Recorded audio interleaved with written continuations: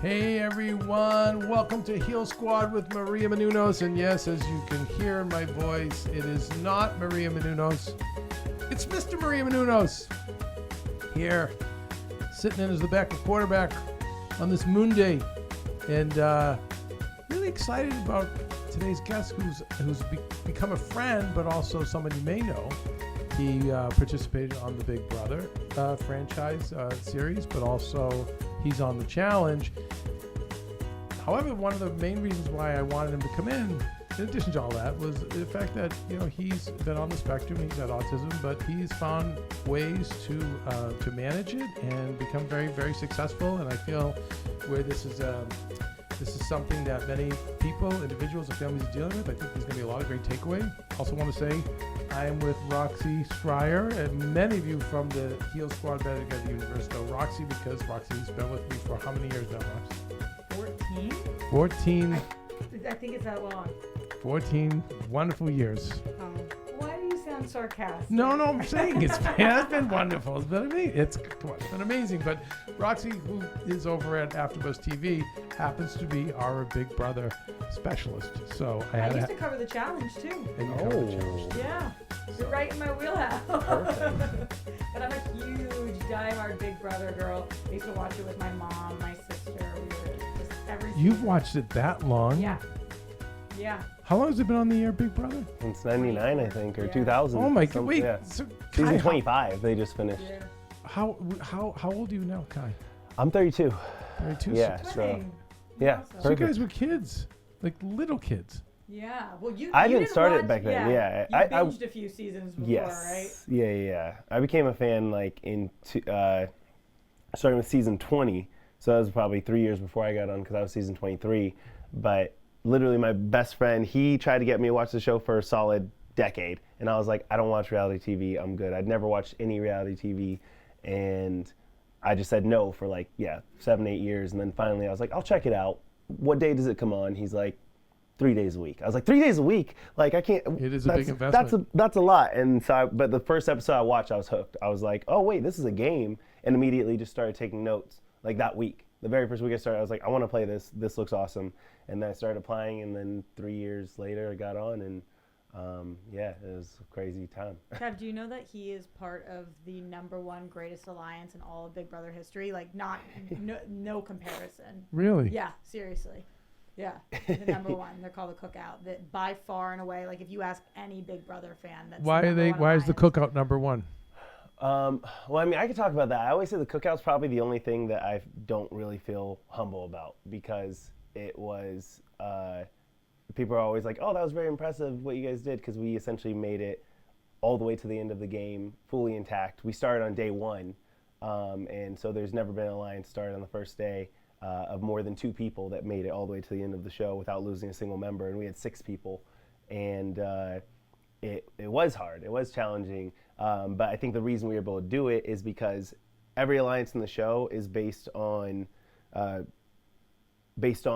someone trying to move their individual game forward. And for us, we started the alliance. It was the first time that they had 6 black people in the house at the same time. And we were like, there had been, I think, 2 black players in the 22 seasons before us. They had 2 black I'm players. sorry to laugh. Yeah. That's like such a No, not 2 players, period. On They had one 2 black season. players who made it past the halfway point. Okay. The in the whole- history in of the the history of the season, show. that Yeah. is still funny. Yeah, it is. Sorry. No, you had 22 seasons. You had 2 black people make it past the halfway point. So we And were never like, won. Nobody ever. yeah, won. no one ever won. So Well, not even close. I mean, of course not. Yeah. Can't have, we was can't just- have that. It was just, so we were like, all right, you know what? Let's work together and not make this about myself. Let's make it about this, all of us together and us working together. So so we started working together in secret, and we literally, because it's very easy to see. You'd be able to see this alliance very easily. So we never met, all 6 of us, for 50-something days. We would only meet like 2 or 3 at a time, and we'd pass communications that way. And so we were working together in secret for a majority of that time, and we made it all the way to the end. We didn't lose a single member. I and, can't. Yeah. I have the chills. It was unbelievable. Because That Rock's was been cool. saying for years, you have to watch, you have to watch, you have Yeah. to watch. But that's incredible. And what I love, it's so not of today or any day, no, is the fact that you fought for something greater. I think there's many people today who purport that they're doing things for a greater good, but it's just for likes. Yeah. Which likes are amazing. But the fact that you all really were, it seems, came together to say it's not about any one of us winning. It's really about let's be a team and get past this halfway mark, and let's disrupt this system and make history. In a tangible way, like, because there was multiple times where a couple of us had to make decisions that were definitely against our individual interest. And that's not the game. The game there's only one winner. So typically, if you have an opportunity to move forward your individual interest, that's what you do. But a couple of us had opportunities to do that, and we chose not to. And so it was very meaningful. And I always say too, like, because I didn't win, I came in fourth, but I feel like my loss was probably much easier to bear than a lot of people on the show, because we were able to accomplish something that felt like such a, bigger than myself win. So that was something I'm very appreciative and grateful for. It's interesting to hear you say that, because at the time it's not how it seemed that you felt. Yeah. You can tell Kev a little bit about this, but I'm sure that is hindsight is 2020, that you feel really good about it. But he was also part of one of the most controversial moments of the season, because he was very upset to be let go fourth. How old were you at the time, Kai? How old were you at the time? I'm 30. I turned 30 in the house. But that's actually funny, because that also lends itself to like a little bit of my experience. So you mentioned me having autism diagnosis. I didn't get that until after Big Brother. So I'm 30 years old, late diagnosis, and that came from Big Brother, because you have 24/7 live feeds on the show. For those of you who don't know, there's like cameras and your mic. You're trapped in this house for the whole summer. And so it's essentially, in 3 months of people observing you, and all you can do is interact with each other. You can barely go outside. There's no windows, so you're just in the house talking or by yourself. So people are watching you, and people watch the show, very intently. They watch live feeds. So afterwards, I had family members as well as a bunch of strangers that reached out and were like, "Hey, you remind me of like my brother or my cousin or my son or myself or whatever. Have you ever talked to any specialists about getting an autism diagnosis?" And it had never occurred to me. It never occurred to anyone in my family. I was just different. And then so I got an ADHD diagnosis in college, but yeah, nothing else besides that. So then I ended up getting, and part of it was part of my eviction, the exit, because I was talking in interviews, and that's what I'm asked often. It's like, "Oh, it looked like you were so upset, or you're goading him on or whatever to like fight and stuff." And like, that wasn't my experience at all. In the moment, I even like laugh at one point, and people are like, "Oh yeah, he's trying to incite him to like fight." And I was laughing because I was like, this is a weird experience. Like, why is he getting upset? Because in my head, I didn't even fully understand why he was getting upset. And then I watch it back, and then I have a lot of conversations, and then I have a much better grasp on, how I was being disrespectful to him. And we had conversation, because like the Cookout, we're family now. So it's like, but we had to talk through that. Yeah, all 6 of us. Yeah, we have a group chat. We talk every day. X actually sent me a really nice message because of the challenge performance I just had. So that was really cool. But at the time, it was crazy to have, and that was a highlight of a lot of how my life is going. My life is going, humans tend to learn social behaviors through osmosis. And osmosis is like just by being around it, by experiencing it, you just kind of take it in. A lot of people on the spectrum, and particularly for myself, learn through trial and error. So it's very much like observing responses to things that I do and say, and then being like, "Oh, okay, wait, people don't like this." So like sometimes I've even literally taken notes like, "All right, everyone seems to have an issue with this." Or I remember I was in college and this girl was telling me about, and like I would always watch, like, and this was before I got diagnosed. I would just try and, I was like, "Oh, I want to learn how to interact with people." And I started watching TED Talks and videos about interacting with people and communication in general, because that was like my major, or the part of the umbrella of my major. And I was watching these videos, and one was talking about apologies, and he said, you're not supposed to apologize for things that aren't your fault. And I was like, oh, okay, good to know. So I took that note down. And then I was talking to this girl, and she was telling me about how her dad had passed away. And I was like, oh, I would normally say sorry, but I know you're not supposed to apologize for things that aren't your fault. And then I just continued the conversation. And then later on, like, we became friends, and she was like, yeah, that was really messed up when you said that. I was like, oh, what? That was weird? Okay, make that note. Like, and that's a lot of my interactions, is like just learning through very consciously. And I didn't know how many things are subconscious for people, that they, all their interactions, all of the, even like when people talk about like gut feelings. So to give you an example, this I didn't know was helpful for people to understand what it can be like for a lot of people on the spectrum, is like gut feelings aren't a thing, because we're oftentimes we're hyper conscious. And so everyone on the spectrum is gonna have a different experience, but my experience is being hyper conscious of things that we take in. So a gut feeling isn't really like a magic feeling. Gut feeling is your body, your brain picking up on a lot of different things, like whether it's anything from pheromones to colors to sounds to tones, all those things.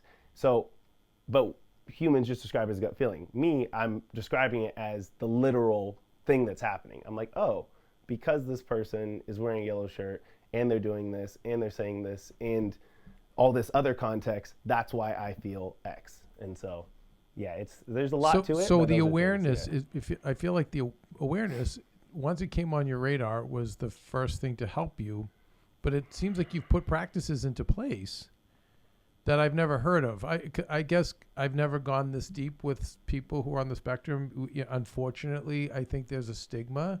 Definitely. Right? And so people will say, oh, don't mind them, they're on the spectrum. Yes. And so then you just say, okay, and that's it. You just let them go about and do whatever. But what I think is interesting here is the fact that you leaned into it, and I love the idea that you're taking notes and you're learning and working around it. Is that good advice to give to someone else in your situation? I mean, I think learning more about oneself is probably good for everybody, but yeah, especially, they're talking about anywhere from 2% to like 2.5% of the population being on the spectrum. And so there's a lot of people learning more about it, and it's going to vary. And the tricky part about it is that because the spectrum's not like a line. Like they used to say like high functioning and low functioning, kind of like a spectrum, like a straight line, but it's much more complicated than that. It's more like the graph that I saw that I like is almost like a pie chart with 8 different sections, 8 to 10, depending on who it is, and different aspects, different characteristics. And each individual will have, let's call it for numerical value, like 1 to 100 in each of those 8 sections. So everybody's presentation and experience of being on the spectrum is going to be different. And so understanding more about like how you operate is significant. But the tricky thing in society is that certain individuals that the old terms used to be like high functioning. So like I'd be like someone more high functioning, like people that can handle a lot of their life on their own without assistance. And so the better you are at that, the less, I don't want to call it excuses, but the less understanding maybe people have towards you when you do something differently. So when you do something different, they're just like, and it's funny when you're around people, like, my family got used to it. I remember even Xavier after Big Brother, I remember he was just like, since we had spent so much time in that house together, he even, in explaining to, he's a very gracious, understanding person, explained like his family stuff, he's like, he's different. Like I do, like he, even if not in the moment, and later on, he's like, oh, I do know that he's different. And so, and that was just the explanation that was used a lot. Like even, I remember when I told my mom about the diagnosis, she was like, oh yeah, that makes sense. Like there wasn't like a surprise or anything. It was just like, she's like, yeah, I did go and talk to all of your teachers before school and tell them like, hey, he's different and just pay attention to this and this and this, and not think anything of it. And that was the double-edged sword of like not getting diagnosed, is that we didn't have an understanding of a lot of things, and there's probably some negative ways that we approach things. But then also we didn't I learned a lot of adapting for things. I learned a lot. They call it masking, and the downside is that masking is very exhausting. But Masking is you are you're masquerading to be someone else. I mean, more you're or not- less. Yeah, masking is when you basically limit or do more of certain behaviors to present as quote unquote normal, like neurotypical, and so that is it's everything. It is if you ever had a situation where you're like, I feel kind of awkward in this situation, and like, don't be awkward, like be normal, or don't move my hands. What do I do with my hands or anything like that? It's kind of like that, but for everything. So it's just like everything from eye contact to like fidgeting or stim, which usually comes from stimming, which is like self-soothing stimulation, and that could be repetitive movements. It could be extreme And movements. is that self-soothing?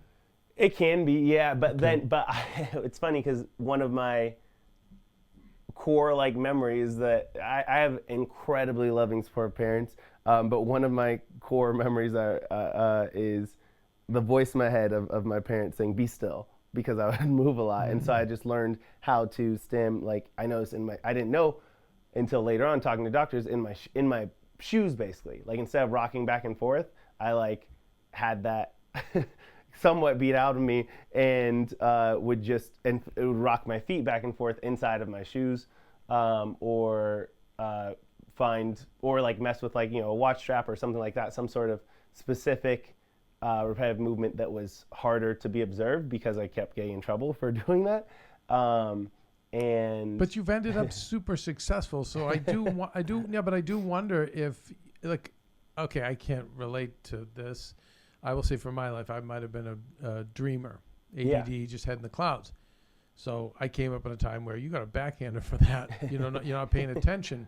And I look back, and I am now grateful in the respect Exactly. because it made me not just fall back on that. Where I knew other kids that were really brilliant, and they got a pass because they were so brilliant. Oh, he's an artist. So they were just allowed to do whatever. And then they have just struggled the rest of their lives with success and being able to be in society and coexist with other people. So I wonder, maybe there was a balance with your parents definitely. providing that, being a little tough on you and not just giving into it. Yeah. Oh no, for sure.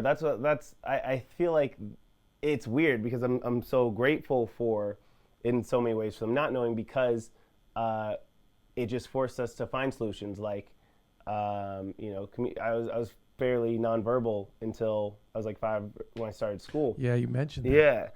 And so, but my mom really was like, hey, like, we got to fix this. So then she started after school, like, she would bring me with her to, like, she was very active in, like, a lot of community projects and Chamber of Commerce and lots of things. And so she would just bring me and force me to interact with people and continually do that. And so then I did learn how to talk. And then it was funny because I remember in high school, like, just being more comfortable talking to adults than, like, a lot of my peers, and just from forcing and like just got really comfortable being uncomfortable. And I think that we tend to give in to someone like, oh, they're shy or they're uncomfortable or whatever it is. And a lot of times parents and others for very loving reasons are like, okay, well, let's not make them do that. And I definitely think I benefited from having that similar pressure to do that. And then as far as like gifts, like it is, I definitely don't, it's autism spectrum disorder because something becomes a disorder when it has a significant impact to your life. So like, that's like the difference between someone who gets anxious or gets sad and someone who has anxiety or has depression. It's like, everyone pees, but if you pee 14 times a day, or 47 times a day, then all of a sudden that's when something's a disorder, something's going on. So the positive side, though, of having my brain take in so much information all the time, and then also I'm fortunate because not everyone a lot of people on the spectrum have other mental I can't think of the term right now, have like anxiety or ADHD or something else. And I have ADHD, and that actually combination presents a lot of challenges, but then also presents a lot of benefits because my autistic brain takes in a lot of information. So it takes in all the room, it takes in all of the actions and words and movements and all these things in context outside of the situation. And so I find myself in a lot of, but my ADHD brain is fast. So I can take in all the information and process. So I find myself in a lot of conversations where somebody asks something and I'll answer, and then they'll say, well, that's not why I asked. And then we'll talk through the conversation for another 10 minutes and find our way to that answer. And then it's just like, I know the feeling. Yeah. That's like the ADHD brain just can go so fast. Yes. And so it's just like, and then so I think that autistic brain taking things very literally is huge. So it's funny, I was just with one of my friends, and she was telling me about, we were in this hotel room at New York. We went to this event in New York, and this hotel room was so tiny. She was like, I walked into the door, and then I like had to crouch down to get on the bed, and then I had to turn like this to get into the bathroom, and then I do this, and she was like describing moving in, like this room is 4 feet by 4 feet large, and the bed's vertical basically with the way she was describing it. And I was listening for like a solid minute before I was like, oh, you're exaggerating about this. And she's like, yeah. And I was like, whoa, I did. And like, it's funny stuff like that when you are, I feel like I'm a decently intelligent person, but I'll have situations like that where I just, significantly misunderstand somebody because humans don't talk literally very, very often. I have a few friends who are on the spectrum, and it's been interesting to hear when they got diagnosed, especially women getting diagnosed later in life. Later. Oftentimes what they feel is relief. Sometimes it's a little bit of fear, but a lot of relief. Oh, yeah. What came with your diagnosis for you? Oh, it is completely relief, because it was like, I remember when the doctor even said the first doctor I talked to, she was like, after multiple assessments and tests I met with her, she's like, hey, congratulations. And I had this whole panic attack, for lack of a better, or a panicking spiral, where I was like, oh my gosh, it's not this. So me feeling different, thinking different, and experiencing the world different, it is some unknown reason, or I'm just broken or whatever. And then because your brain works faster than words, so I went through that whole spiral. And then she's like, oh, I definitely would diagnose you as someone on the spectrum. And then she's like, the reason I say congratulations, I was like, oh, you said congratulations, it threw me off. And she said, the reason I said congratulations is because I want you from day one to have to not view it as like to be excited about learning more about yourself and how your brain operates. And that was something I'm super thankful for her and having that approach.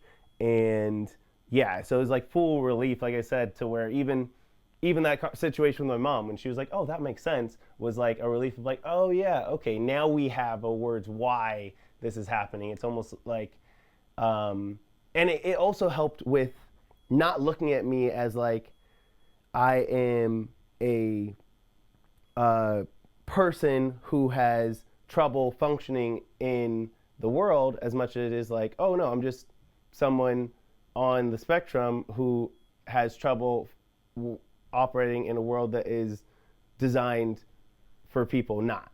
And so it's like, I'm not a normal person functioning wrong. I'm a neurotypical person functioning exactly as I should, exactly as my brain should. And so it was, a different operating system, as opposed to a recognition of being on a different operating system.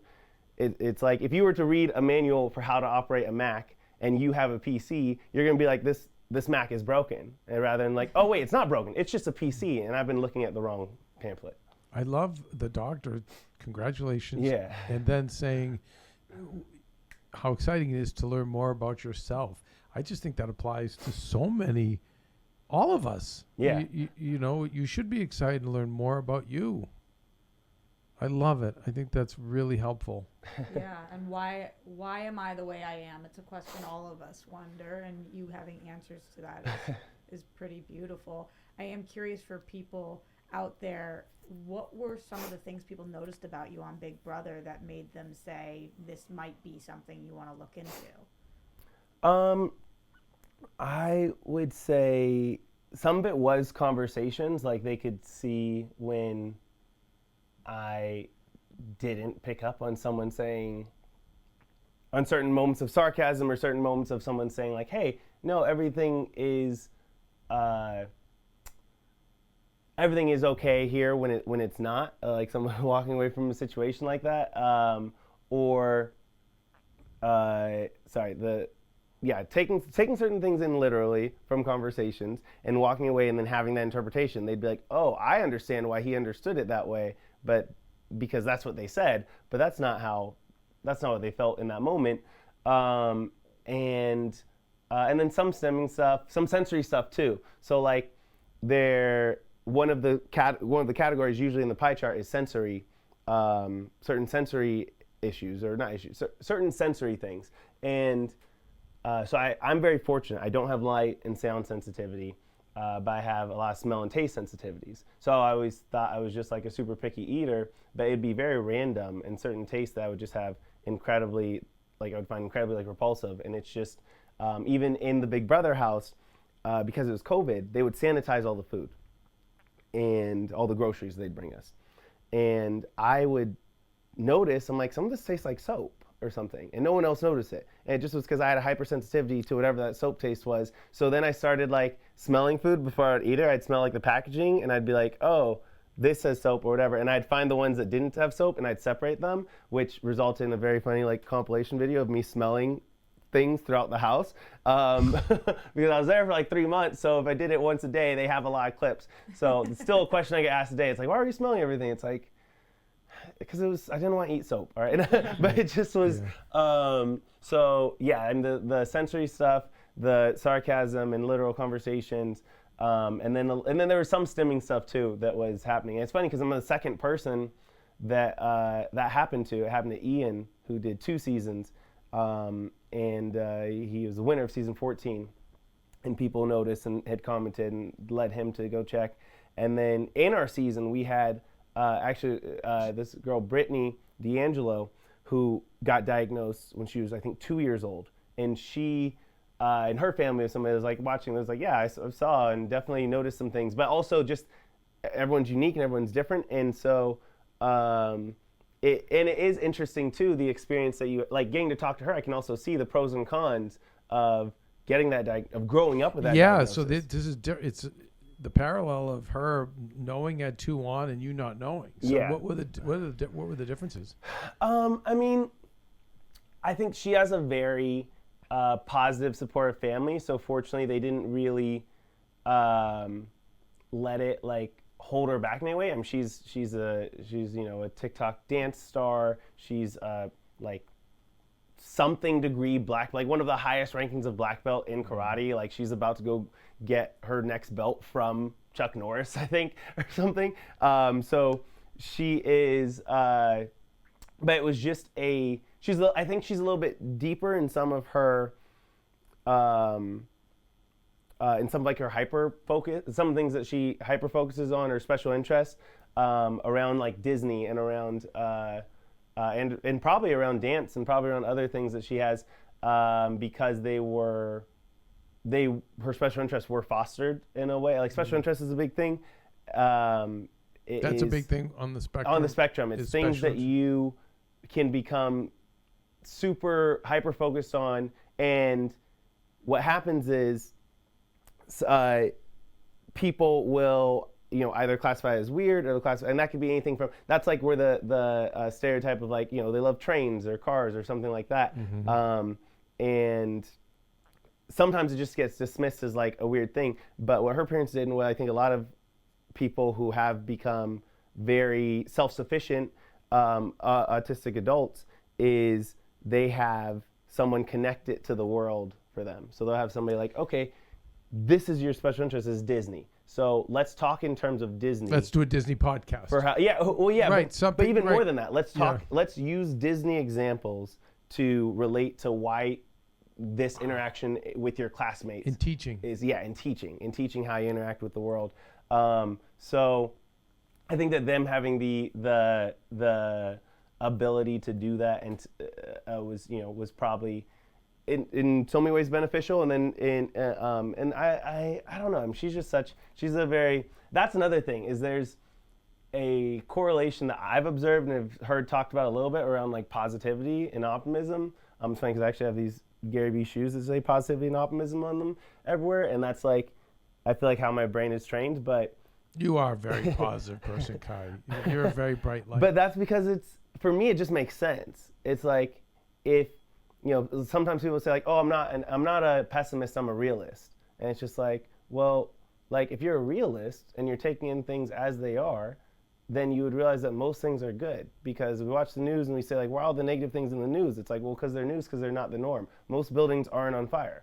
Most houses, aren't falling apart, or most people aren't killing each other or whatever. That's why it's news, because it's not normal. And furthermore, news only makes money if it bleeds, it leads. Yeah. So they make their money off of promoting as much fear and that's a whole other rabbit hole. But I love what you're saying. You're right. If you're real, if you're a realist, it's hey, I can walk. Yeah, exactly. I Yeah, can all see. things.